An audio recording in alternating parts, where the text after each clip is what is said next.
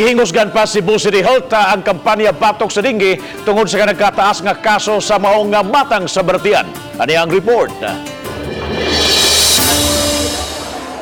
Gibutyang ni Dr. Daisy Villa, City Health Officer nga padayon ang ilang monitoring tungod kay ana usay laing nakalas sa dengue sa Barangay Capitol site ning Mag-ulang.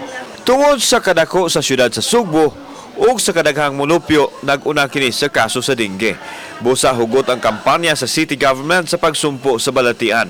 Actually, ang dengue nato ni sakagid compare sa last year. Onya, ang death nato sad nag-increase bag-o lang ta sad gahapon na nasa tay-patay gikan actually sa Capitol. Ginuso sa City Health Office ang dengue report ngadto kang Mayor Edgardo Labilla. Matag simana, usa sa gitutukan sa Labilla Administration ang isyu sa dengue. Busa nagpakitabang na usab ang mayor sa konsiho sa paghimo usab og mga lakang batok sa nasoy balatian. I told her that we have to institute measures to prevent. As I've said over and over again, that an ounce of prevention is better than a pound of cure. It is better to be proactive rather than reactive. It is better precautionary than reactionary.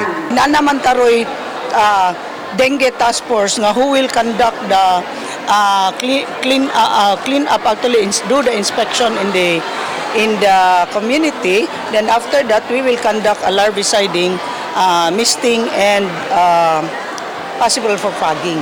Samtang gipanghimugatan sa DOH-7 ang panginahanglan nga buhaton maurag yun ang pagpaglimpyo aron dili kasanay ang lamok nga nagdala og dengue. Hinuon gipadayag sa mga opisyal sa DOH nga bisan kon ubos sa dengue alert ang nasod apan ang mga kaso sa riyon anaa sa plateau level nga nagpasabot wa mosaka o wa usab mukunhon. Ang atong interventions primarily is more on the family.